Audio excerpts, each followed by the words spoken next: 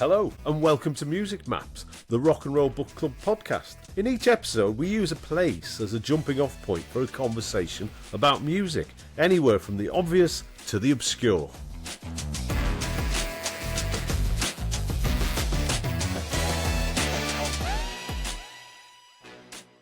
So, hello, it's the Music Maps podcast, the Rock and Roll Book Club podcast. And I'm Mark Hart, and with me is Simon Cardwell. Hello, Mark. Chief cartographer of the Music Map. And today, our very special guest is Paul Hanley, author and drummer from The Fall and other bands. House of All. That's good, isn't it? Very good, yeah. First chance we get to talk about The Fall. Will there be others? There's so many X4 members. I think we'll How sure many? to come 56. Maybe Dave Simpson. Surely we'll come across another at some point. So, Paul, we're going to start off in 1980. Okay. One day after school, your brother, Steve Hanley, mentions he's been trying to get you into The Fall. What do you remember about that day? Mike Lee was the drummer in The Fall before me, and they were doing a tour with the Cramps. And Mike, for whatever reason, bizarrely, decided he was going to leave The Fall because they weren't doing enough gigs. And if you look at the gigography, for want of a better word, of that, they did like 120 gigs in the year. That's not shabby, is it? No, but I mean, he was more than that. Yeah, Whoa. he was from like the cabaret circuit, right, where you were doing 4 a weekend or whatever. So he wanted to end the tour. At the last date of the tour was in London at the Electric Ballroom with the Cramps. And Kay, who's the manager of The Fall, thought, well, you can get lost. I'm not letting you end on such a high. So they told him he was going to leave the day before the last gig, which is a bit mean, but there you go. So that was what we decided. So they had a gig in London at Electric Ballroom, which is quite a prestigious venue. It's a big space, isn't it? A big space, Over yeah. 1,000 people. And so I was a drummer. I played one gig in a school band, really. We mainly did Buzzcocks covers. And they said, would you like to do it? And obviously, I said yes. Looking back, I think that's pretty good, actually. It's 16. Yeah. And I'd only done one gig, and they wanted me to play the Electric Ball. I think I'm quite proud of the fact that I said, I didn't say no way I couldn't do that. I said, yeah, I'll do it. And I did it. So, yeah, I think it came through Steve. So we didn't rehearse, not properly. We had a bit of a run-through of the songs in our shed, because that's where my drum kit was, in our shed in the garden. How long had you been playing at this point? About 2 years. 2 years. Yeah, about 2 years, just under 2 years, probably. But I mean, that's from first picking up a pair of drumsticks. How old were you at this point? 16. 16. I was 16 in the February, and the gig was in the March. So we had a couple of run-through, because the other thing, The Fall aren't like other bands. There was 5 of the songs, I think it was 5, that had never been heard. They'd never been recorded. So there wasn't a tape they could play. Well, there was different then. There wasn't tapes, was there? I mean, but so there was 5 songs in that set that the first time I ever heard them with Brix Smith singing was at the gig. We didn't even do them in the sound check. So, And was there any nerves in, I'm sure there were. I'm sure in there your were. shed, Yeah. and then suddenly you've got 1,100 Cramps fans. I'm sure there were nerves, but I don't remember being crippled. Well, I clearly can't have been crippled by nerves. Is there a tape, Paul? There is. It's not bad, actually. Yeah? I think Were you happy with your drumming performance? I took Roll Shumble at a bit of a pace. It's a bit too fast. And some of the drum rolls on Fiery Jack are a bit longer than Mike would have ever done, but no. Were you rebuked by Marc? Yeah, he Smith? said afterwards, some of them drum rolls are a bit long, mate. I wasn't rebuked, no. That's not bad, though. It's not bad, that, is it? That's not bad, that. So, no, I'm very happy with that gig. But I wasn't in the band then, by the way. No. That was just... So you had an audition the following week, I think. Yeah, something like that. Maybe a couple of weeks after, yeah. So you've played this gig. You haven't embarrassed yourself. You haven't embarrassed the band. But they still feel there's a need to go and do a proper audition. Yeah, there was 2 of us were up for the gig at that point. There was me and a guy called Andy Zero, I think his name was. Not his real name. His real name's Michael Zero. No, who ran a fanzine in Manchester called City Fun, amongst other people. And he was up for it. What stood in my favour was he'd had a broken arm at some point in the past, and his arm went a bit funny after a few songs. Oh, right, okay. So, I mean, I've no idea. Not on the day. You didn't have broken arm on the day. No. But I've no idea how he was, but I got the gig. The way I got the gig, they had an album out, which was, it wasn't out then, but it was due to be out, called Total's Turns. Yeah. And one of the songs on there was a song called New Puritan. And it was basically a tape in the bedroom. So there was no drums on it. Yeah. So it was them playing like, in the bedroom and Mark just on a crappy cassette. So they started playing New Puritan in this rehearsal in TJ Davidson's, which was like the rehearsal place, space in Manchester. And so I thought, well, there's no drums on this. So I sat there for like 3 or 4 minutes and Steve was like going, you've got to play on this. With his eyebrows, basically. So I started playing and it got to the end and Mark said, that drums were fantastic. It was basically me playing the intro to Autonomy by Buzzcocks. If you listen to the beats, they're very, very similar. But it fit the song perfectly. So then Mark said, those drums are fantastic. I really think you should do a drum intro to this song. So he basically commissioned me to write a drum intro. So I did that, and then we did that at the Peel session, which has got like this drum intro, which I basically nicked from. It wasn't quite nicked, but it was, shall we say, an homage, as one says, to the drums on Making Plans for Nigel by XTC. Oh, wow. So if you listen to that, they're kind of broadly similar. It's not the same, but that's what you do as a musician. You borrow. Don't. So who else was in the band when you joined? So there was Marc Smith, obviously, Craig Scanlon, Marc Riley, and Steve Hanley, who were like a cabal, really. They were schoolmates, and I joined, and I was the younger brother, and I'm still the younger brother. Yeah. If the four of us get together, to this day, I'm 60 years of age, and I'm still the baby brother, which is great. You have to have a role in these things, don't you? So your first album as a member of The Fall is Grotesque, after the Gram. That was the name of it. That wasn't your first album. I thought. It was Grotesque. And that's released in November, but it's preceded by 2, I'm going to call them legendary singles, How I Wrote Elastic Man and Totally Wired. Yeah. Were those the first things you recorded then after joining? So we went in the studio Cargo in Rochdale. I'm pretty sure we did How I Wrote Elastic Man and City of Globins, which is a B-side, and New Face in Hell. We did those 3 songs the first time I was ever in a recording studio. I think we did New Face in Hell first, I think. I might be wrong, but in my head, we did that first.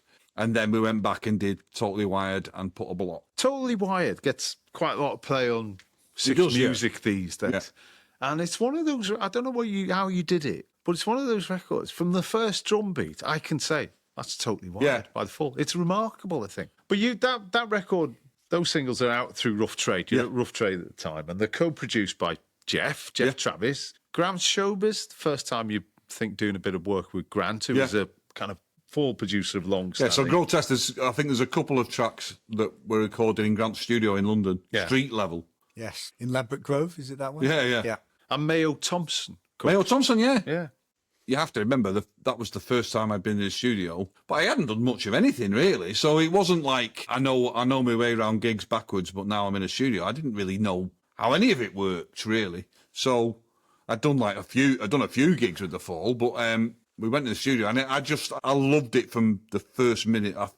Being in the studio is my favourite part of being a band. I just think just being in that space is just, it's never lost its thrill for me at all. I mean, gigs occasionally lose the thrill for me because, without being funny, a lot of them are the same, You're doing so many of them. Yeah, you do a lot of them. We went to the studio, like you say, we had Jeff Travis and Mayo Thompson. I mean, I could have been more nervous if I'd known who either of them were, but I didn't know anybody. I didn't know anything. But I kind of fell into it because there was a dynamic in The Fall and a structure which everybody knew the place, which I was absolutely fine with. Would Mark be around? Because, I mean, as a drummer in a studio, the first few hours are you setting up your kit, aren't they?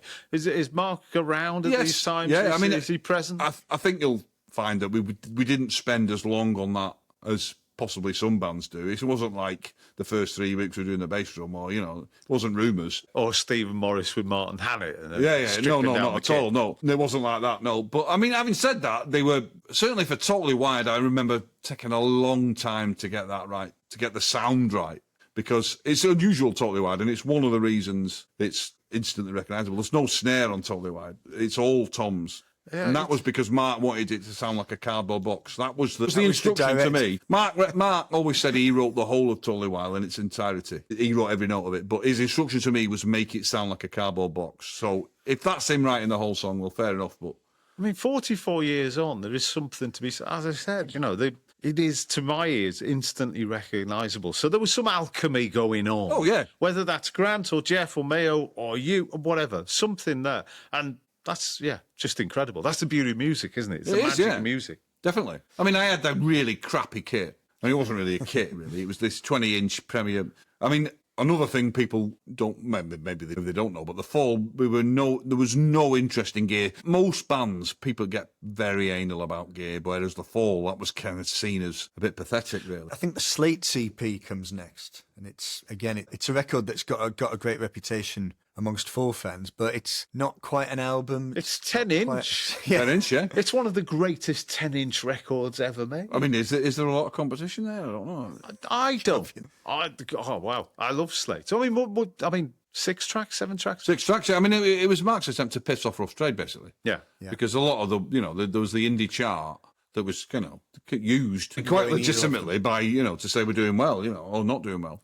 But it didn't qualify for either because it wasn't a single, it wasn't an album. I think that was the main reason Mark did it. What are your memories of Slates? I mean, Slates, I loved. Slates, we were in the studio in London, and that was definitely Grant was in charge there in terms of production. But we also had Jeff Travis, and we also had Adrian Sherwood. Sound, he came down. He was there, and he did this great thing where he put a speaker at the bottom of the stairs with the bass drum going through it. Grant always says it's a snare, but it was the bass drum as far as I'm concerned. And then a mic at the top of the stairs. So you got this complete natural reverb on the bass drum. But stuff like that was completely like nothing like I'd ever done before, or probably since. I mean, he did this like studio magic, like Brian Wilson or whatever. Yeah. But but it was great. And the thing about Slates is there's no flab. 6 songs, in and out, all 6 songs are great. Fabulous. I loved it. And I think Leave the Capital is one of my favourite things I ever played on, You named a book after it. I did indeed name a book after it, yes. So the old drummer Karl Burns comes back. Yeah. You can't get a visa to go to the US. What happened was there was this massive tour of America coming up, and it was probably the biggest tour the Fall ever did in America. It was everywhere. So it was East Coast, Deep South, West Coast, everywhere you care to mention that was going. I was 17. So whether it was we can't get this guy a visa or he's never going to be able to act this. I think there's a bit of both possibly, but it was probably true. I think it probably killed me to try and do that. At 17 years of age to go and do this ridiculous. I mean, it was a hell of a slog. It's been a while since I read Steve's book, but I've got a sense, correct me if I'm wrong, was Mark, I get a sense he was quite paternal. Didn't he encourage you to stay on and continue your studies? So him and Kay, so Kay was the manager, they said to me when I joined at 16, one of the provisos of you joining the Fall is you're going to have to stay on and do your A-levels. You can do it at college, but you're not joining a band at 16 for that to be the only thing you can ever do, which was amazing. I mean, to this day, I thank them for that because obviously, I ended up writing, but it gave me a love. I loved English literature anyway, so I did English literature for A-level and I loved it. And God bless them for that. It was the right thing to do. And it was. And it changed my life in a lot of ways. I think it also... So Kay Carroll, obviously Fall manager, had a fearsome reputation. Oh, aye. Pretty scary woman. Yeah. And Mark is well known now, had his moments, shall we say. But yeah, there was something reading that and what seemed to be genuine concern for your well-being. Definitely. I mean, there's no way to spin it. You can say Mark did certain things that suited him and spun it in a different way that he was being altruistic. But that one, there's no way to spin that wasn't them trying to look after me. Were you worried that with Karl coming back, Karl's a great drummer, obviously, that there might not have been room for you? Yeah. I mean, it was a no-brainer as far as I could see. I mean, the last thing anybody was going to do was have 2 drummers. They went off to America with Karl, so we were never big on rehearsing. So we did a tour of Europe where we did nights about. One night I'd play and Karl would do the lights. And then the next night he'd play and I'd do the lights. So we did that. And then by the end of that, Karl was match fit and knew all the songs. And they went off to America and, like I say, did this ridiculous tour. And I was sort of left in England. It was sold to me that this was definitely a one-off. But there was definitely a concern. Well, they'd just been to America with, one of the greatest drummers in the world. I loved Karl's drumming. It's no secret that my 3 favourite drummers in the world were John Marr, Karl Burns and Steve Morris. And Karl, I just thought Karl was phenomenal. Well, he was. I mean, if you listen to Live at the Witch Trials, he's just a phenomenal drummer. But having said that, it was sold to me that he wasn't staying. But but then when we came back, we went we did a couple of gigs and we did a Peel session, and then we went to Iceland. And I kind of got the impression that Marc was angling to get Karl in. He kind of criticised me a bit and the way I played when we went in the studio because I was dying. And the reason I was dying was there was no beer in Iceland at that stage. It was only spirit. And what a ridiculous. So the licensing laws were if we make beer legal, everyone's going to get drunk all the time, but we'll make wine and spirits legal. So consequently, everybody was off their head. And I was 17 and I'd never drunk spirits in my life. And I have to say, I'd never drunk spirits since. So we did a night and I drank vodka and orange, and then we were in the studio the next day and I was dying. But having said that, we did Hit Priest, Iceland, and Lucknow in a day. And I don't think the drumming's too bad on them. I think so. I think it was manufactured by Marc that he was dissatisfied with my drumming. That was why he wanted to get Karl back in. And I don't think at that point there was enough of a beef about me for Steve, Craig, and Marc to wear it to say, yeah, you're right, we'll sack. I mean, it would have been a bit awkward, wouldn't it, sacking your brother? The compromise was that we both played drums. And thank God we did, because I absolutely. So whose idea was the two drummers? It was Marc's. I mean, it was obviously Marc's. Marc. And where's that coming from? I mean, because if I think of two drummers, obviously you think of the Glitter Band. You do, yeah. So, I'm sure there are others, but that's the first one that comes to mind. Adam and the Ants were just about starting about the same time, I think. Yeah. So, what was the studio like in Iceland? I mean, how did you come to go to Iceland? Grant Showbiz, I think. We're recording Hex. Yeah. No, we hadn't started recording Hex yet. Hadn't you? No. This was the first thing we did. Yeah. So we was basically doing some dates in Iceland. This guy called Einar basically accosted Kay outside Rough Trade and said, "I'm from Iceland. We'd love to put you on." And he was like 17 or something, 18. Kay could have either said, "Don't be so bloody stupid, nobody plays in Iceland," or she could have took him at his word and said, "Well, if you can organise it, we'll go over," which is what happened. So what was the Icelandic studio like? I mean, I'd heard that, it's kind of dug into its walls are made of, I don't know, lava or something. I mean, and that affects the sound. How's that compared to Cargo? Right, well, the thing about it wasn't. Marc always made out it was a cave. I mean, it wasn't a cave, but it was a very, very posh studio because, unsurprisingly, there aren't that many studios in Iceland. So there was a studio that could record a symphony orchestra, and it was a beautiful studio. Really, probably the poshest studio I've ever been in, I think. But it was like the walls were lined with volcanic rock inside. It wasn't in a cave; it was in a building, but the walls were lined with volcanic rock. So whether it was the fact that we were in a studio that was far more high-end than we were used to, or the volcanic rock might have had a difference, I don't know. And maybe it was it was clearly Marc was in a very kind of fruitful artistic place, I think. I mean, he wrote Iceland, the song. And, we went in the studio, we did Hit Priest, which is one of the recordings that people always talk about with The Fall. We did Lucknow, which was the next single, and when we didn't actually use that, we recorded it again.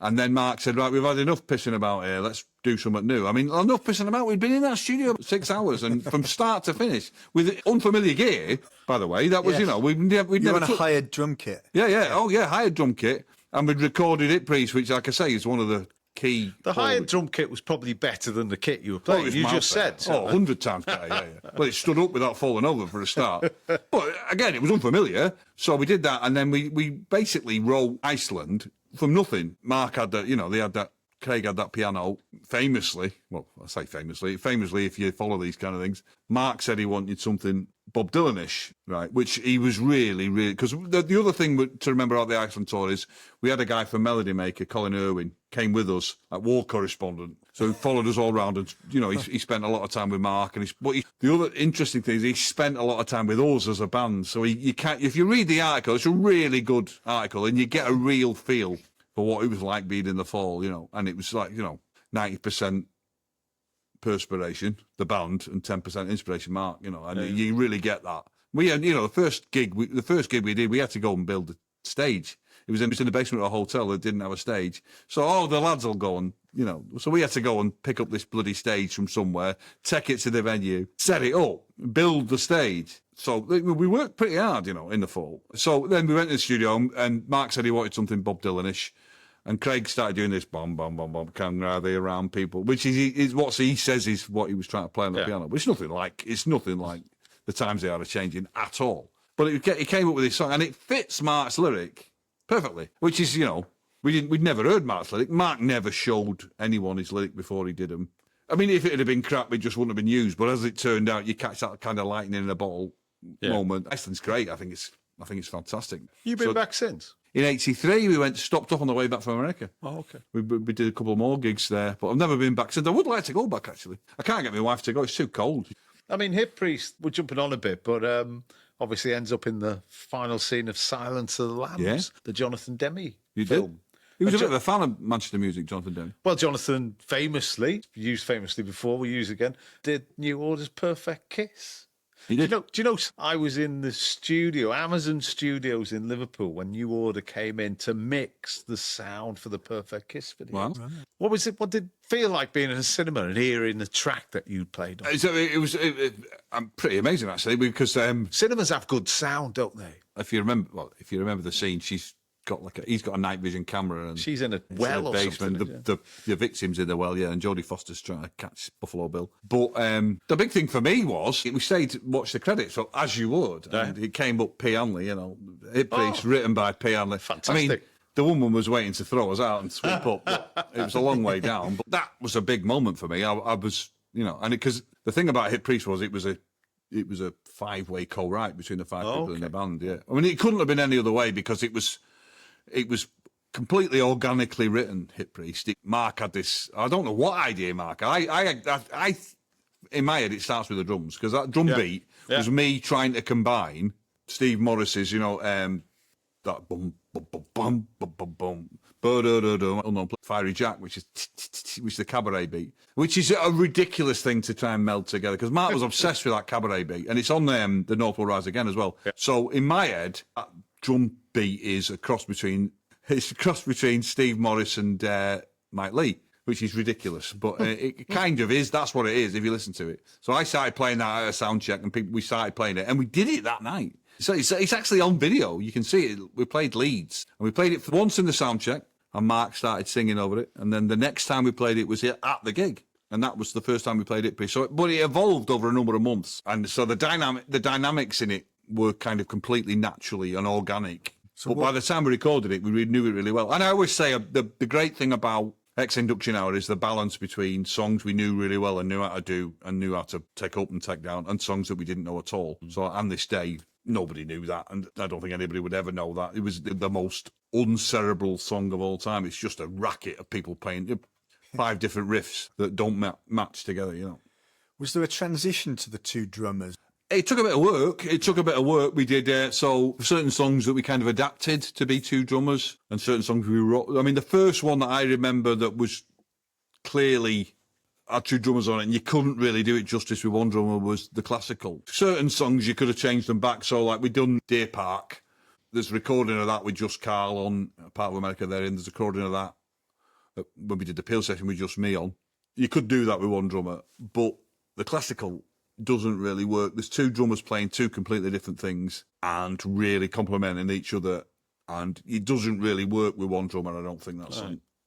I mean, it has been tried a couple of times. I think Marc went back to it years later and did it for a video and things, but that was just that was just a joy. I mean, there's a few songs later on that were 2 drummers and don't really work with 1 drummer, but that one was the first.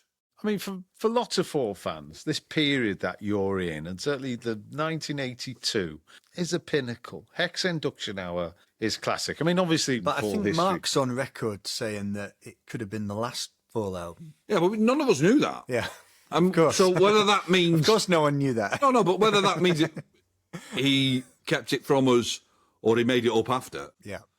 We were pretty busy after it came out, and you don't book gigs in 5 minutes. No. So we had gigs booked, so you can read into that what you will. If he'd really said that this was it and he was calling it a day after that, we did, there was no break while we tried to scrabble around to rebook some gigs. There was plenty of gigs going on, so I'm not so sure that's true. Yeah, and this is the first Fall album to kind of bother the proper charts, isn't it? Yeah, it actually gets in the proper album chart first time. I think we all were. I think Marc was massively surprised how well received it was. I think he set out to say, well, do, that we're going to do whatever we want. And then everybody loved it. And I talk about that in the book. It was used as like a benchmark. So you'd see a review of Susan the Banshees and they'd say, this is like their Hex Enduction Hour. You'd see Echo and the Bunnymen and it'd be like, they finally attempted to do something that's along the lines of Hex Enduction. And I don't think he liked that at all, Mark. The front cover's interesting because I think HMV would only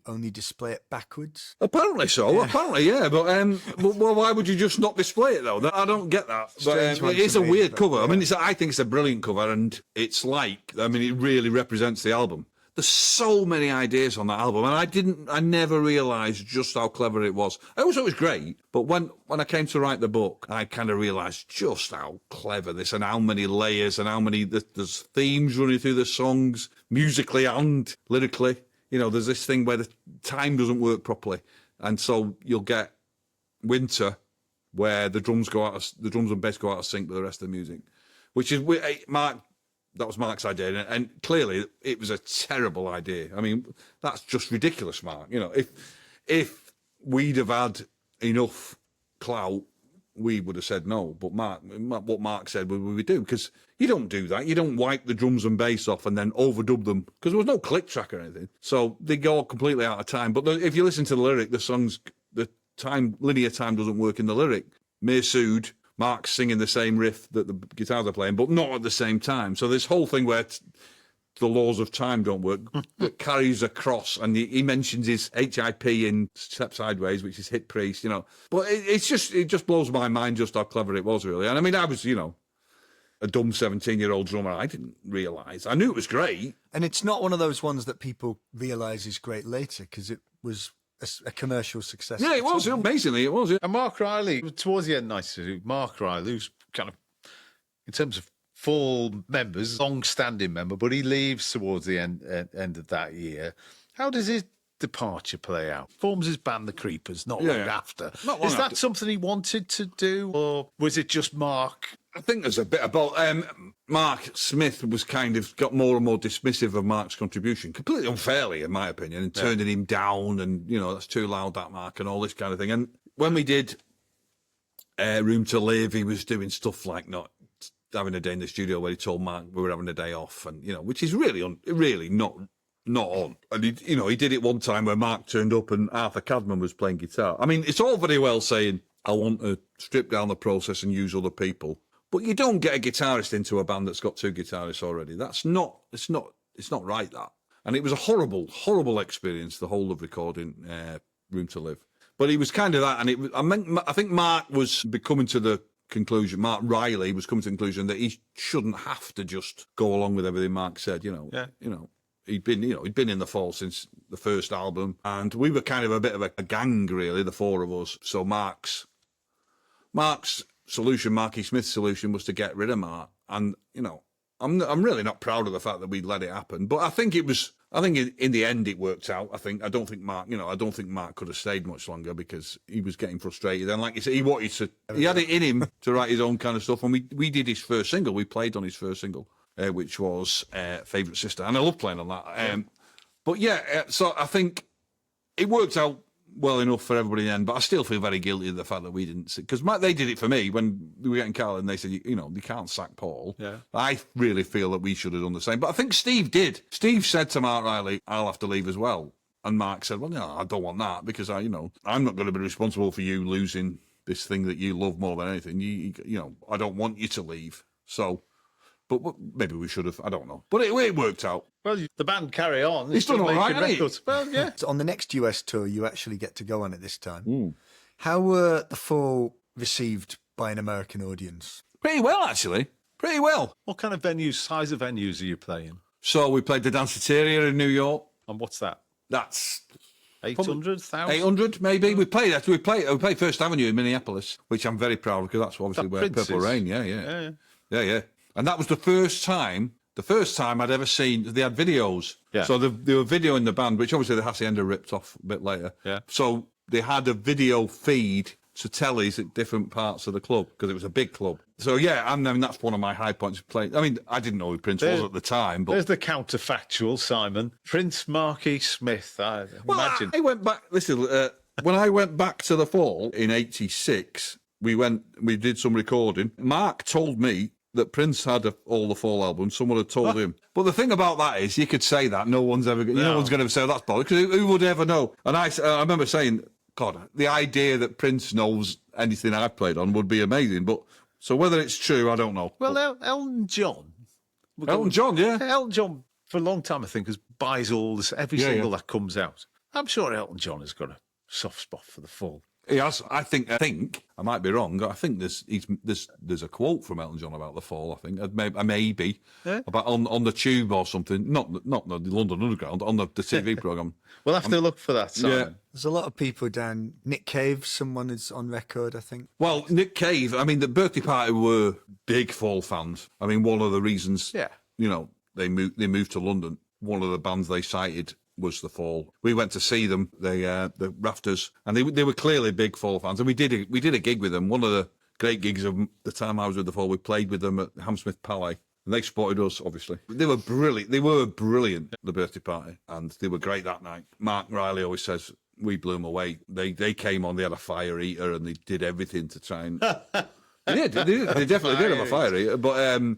They did. He says that they did everything to try and blow us off the stage, and we just went on and played "And This Day" for like 15 minutes. I was like, it's like the second song in the set, which is just. I don't know if you're familiar with the song "And This Day," but it's smacking. It's not. No, the Fall were an onslaught. I mean, I mean, they're two drummers. Yeah, and the Steve on the bass. It's just. All right. There's no quarter given. No. The other, I mean, of course, we're now in 1983, and of course, then there's this huge change because Brix Smith suddenly appears. How did that feel, and what did Brix bring to the band? We believe it's a pop sensibility. In terms of pop, I think her big thing was marketing as a pop band. Yeah. I don't think. Now, people might see it different. When you say marketing, do you mean her as a foxy blonde woman on the stage? I don't think they were afraid to use that. But no, I don't think the writing ever changed. I don't think we ever sat down and said, right, we need to write a hit single now. Well, certainly not while I was in the band. They might have done I don't think they did because they ended up doing cover versions, didn't they? But I think her idea was we can make this big without compromising the sound. And, we signed to Beggars Banquet. That was a big thing. They weren't quite a major, but they were near enough. And they spent a lot of money, on recording. We've been in studios far better than we'd ever been in before. I don't know if this is common with all members of the Fall, Paul, but you have played other instruments on Fall songs. Guitar, keyboards, the grand piano. Are you a pianist? Are you a trained pianist, Paul? No. So basically, you can't have two drummers on everything. But if you listen to any of the Fall albums that's got two drummers on, they've not all got two drummers on. So Karl played second bass. So if you listen to Lay of the Land, there's a bass solo at the end, which is Karl, which is fantastic, obviously. But my first thing was whatever Marc Riley wasn't playing. We had a song called Session Musician, which never made it onto record. And I played keyboards on that because Marc played guitar, and Marc played keyboards on Winter. So I ended up playing guitar. And then when Marc left, so we had it so that some songs were two drummers, some songs were Karl on second bass, some songs were me on keyboards. I kind of inherited the keyboards from Marc, really, which I really enjoyed, actually. But, so when we did, the one I played grand piano on is Clear Off. So we did, as we were saying, there was a lot more money about when we signed to Beggars Banquet, so we ended up in better studios. And so when we did Wonderful and Frightening World of and Call for Escape route, which we did at the same time. We were in this really nice studio which had this massive grand piano, and we were working with John Leckie, who was kind of a legendary producer. He's produced George Harrison. He's produced John Lennon, obviously the Stone Roses' first album. I mean, what a pedigree that guy had. But one of the typical things about the Fall is we never asked him about any of that. He just took the piss out of his purple pants, basically. But yeah, so we were in the studio and it had this grand piano, and he said you should do a little bit at the end on this grand piano. But if you listen to it, it's two notes. I'm two-fingered. I can't play piano at all. I can play a little bit now. Got a piano at home, but when I say a little bit, I mean a really little bit. But I love playing keyboards. I really enjoyed it. Yeah. So Creep is I play keyboards on Creep. You? Yeah, that's me. Yeah. So that album comes October 1984, Wonderful and Frightening Wonderful. So Brix's involvements kind of changed the sound. I think they don't think they changed the songwriting, Brix's involvement, necessarily, but it changed how much you spent on recording, if you like. Well, that was because we signed to Beggars, but we probably signed to Beggars because Brix wanted the Fall to be a commercial enterprise. Yeah. On the subsequent tour that follows the release of that album, things take a downward turn when your equipment, the band's equipment, is nicked in Cardiff. Yeah. Somehow Marky Smith blames the band for this. What happened? As I remember it, I was thinking of leaving. I got to the point at the end of maybe halfway through 84, well, I was thinking, this is never going to be my band. Yeah. I'm a member of the Fall, and it's great, but I'd like to be in a band that I was as important a member as anybody else. And which I think basically was a stupid thing, because I was in the Fall, for Christ's sake. Just shut up and get on with it. You're in the Fall. That is what I would look at now. But at the time, so there was the thing was, there was me and a couple of my mates who were in the Creepers, and they were in the same position. It was never going to be their band. So we harboured ideas to form our own band. And I said to Mark, I'm thinking of leaving. And he said, well, you're mental, because there's more interest in the band than there's ever been. There's more. You're on a almost major We're label. on almost a major label. Things are going great. Things are going to be. So he said, well, just put it in your back pocket. Let's do this year and see how you feel at the end of it. Fair enough. Again, that was quite good of him. That was quite level-headed and looking after me in a way. He just said, you're mad to leave the Fall now. So I said, all right, so we'll do that. So we did the gigs, and then I felt more involved in the Fall than I'd ever been. I was, I think I was getting to put songwriting ideas forward, and people were asking my opinion for the first time in 4 years. I thought it was great. And then we did this gig in Cardiff, like you say, and what happened was, for whatever reason, the van wasn't parked against the wall, so you couldn't open the back doors. We came down the next morning and everything had been nicked except Steve's bass cab, because it was too heavy to get out. Yeah. But what happened next was we went to Brighton, and Mark basically went off on one and said the reason it had all happened was because he was letting people have their say in the Fall. And he had this big stick and he was waving it about, and I mean, ridiculous. How did he get a stick? God knows where he got the stick from. But he was basically saying, I'm going to have to start taking control again. And what the weird thing was, well, I thought, well, if I don't leave now, I've said at the beginning of the tour, I want to be in a band that's got more about me. We've done this tour and it's been great. And now Mark's telling me that it's because he's not in charge. So I thought, well, if I don't leave now, I'm never going to leave. So I've been painting myself into a corner a bit, really. So then, after this gig in Brighton, which we used hired gear for, I thought, I'm leaving. I'm going to go. So I got up at like 6 o'clock in the morning and went to the coach station. And unbeknownst to me, Steve, my brother, got up at 6:30 and went to the train station. So we both left the same day without either of the other one knowing that they were both leaving. I don't think Steve ever intended to stay away. He was, his wife, he just had his first child and things were a bit fraught, and, he was a bit ill, Paul, and it wasn't easy. So he kind of took a leave of absence, really. But as far as I was concerned, that was it. I was leaving. So you were quite definitive on it? I was completely definitive about it, and I've never regretted it, really.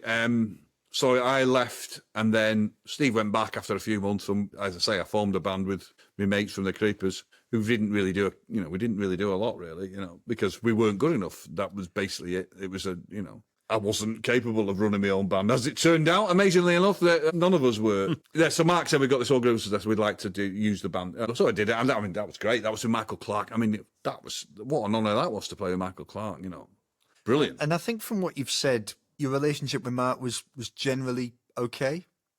Yes, I think we had a healthy relationship, me and Mark, because he was my boss. Yeah. We weren't best mates. It wasn't like sometimes he was my mate and sometimes he was my boss. He was always my boss, and I think that's quite healthy. And he was like any other boss in a lot of ways, where you can have a laugh with him, but it's got to be his laugh. Do you know what I mean? Yeah. You can have a laugh about certain things, but it's never at his expense. That's the dynamic of a boss, a worker and a boss, isn't it? And I've worked for a living for the last 40 years, and that's always the dynamic with your boss in a lot of ways, which is, it's not ideal, but it's not unhealthy, and everybody knows where they stand. So that was fine. That worked for me fine. It got a bit more tricky with Steve, because just purely by dint of being in the band 20 odd years or 20 years, then sometimes he's your mate, sometimes he's your boss, and you never know where you stand, But I always knew where I stood, which is quite, like I say, that was quite healthy. And I loved my time in the Fall. And one of the things we said when we did Brother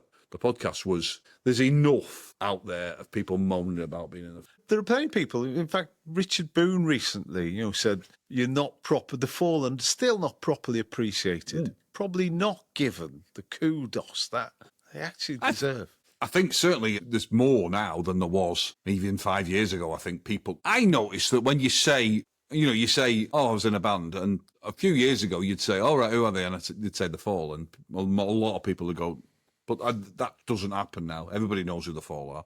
And the podcast, how many episodes do you think We've you've done done like now? 3 series, I think, maybe 3.5. Who's the most surprising Fall fan that you've encountered? We touched upon Michael Demme before. Yeah. Obviously, Jonathan Demme. Yeah, Yeah. sorry. I mean, is there anybody else who you're aware of? Jason Perry's a Fall fan. Obviously, we're not going to be able. You're not going to be able to do Prince. We talked about Prince. Prince is a massive Fall fan. If you ask anybody now, have a word with Wendy and Lisa, they'll tell you Prince, he was obsessed with The Fall. Stuart Lee. There's a few celebrity Fall fans, aren't there? There are. I mean, Stuart Lee, I think. Have you done him? Yeah, Stuart Lee's been on, yeah. Frank Skinner's a big Fall fan, yeah. Which is slightly less not like, but Stuart Lee's material is a bit like the Fall gig, I think. Could you give us, if not your best, one of your best, Marc E. Smith? The one that I always remember is the bass player out of Suede, Matt Osman. He tells a story where they were supporting the Fall. Suede was supporting the Fall. He said Mark was dead helpful, so he came out and, oh, great, and I really like your band. If there's anything you need, just let me know. This is going to be a great gig. I'm really glad you're playing the gig. And so then they did the gig and they were so chuffed that Mark was so nice. And then he was on the radio that night being interviewed. So they were all listening to it. And he said, to the guy interviewing him, he said, are there any other bands who are going at the moment who have caught your ear? And he says, no, not really. So what about Suede? What do you think of them? Never heard of them. Right, true or not, Mark? Hex Enduction Hour producer Richard Mazda later became an actor, appearing in Saving Private Ryan, Batman Begins and Love Actually. True. I tell you, in Love Actually, he produces Billy Mack's single. So he's the producer. So not only did he produce Hex Enduction Hour, he also produced Christmas Is All Around Us. 1984 track Disney's Dream Debased was inspired by a Marc E. Smith trip to Disneyland. On that trip, which of the following rides did Mark decide was evil? Is it Space Mountain, the Matterhorn bobsleds, or Mr. Toad's Wild Ride? I'm sure we spoke to Brix a few years ago, and there were some stories about that trip to Disneyland. Of course, just the idea that Marc E. Smith goes to Disneyland Yes, exactly. is absurd, isn't it? I've heard of Space Mountain, not the other two. Mr. Toad's Wild Ride. The Matterhorn's the big mountain. Oh, where's my buzzer? I could buzz in at this point. But I'm going to let Paul buzz answer. in. It was the Matterhorn. Yeah. And he had a premonition. Well, this is how the story goes. He had a premonition that the ride was evil. And later that day in Disneyland, there was a woman decapitated on the Matterhorn. Oof. Which is a matter of record. There was a woman decapitated on the. incredible. She stood up at the wrong bit, and it took her out. Dear me. Also in 1984, spell this myth or not. Were Motown Records interested in signing the Fall? Well, this is a myth. Well, it's like all the best myths. There is a kernel of truth in it. So, 1984, Motown opened like a sort of offshoot, London-based offshoot, and it was. Right.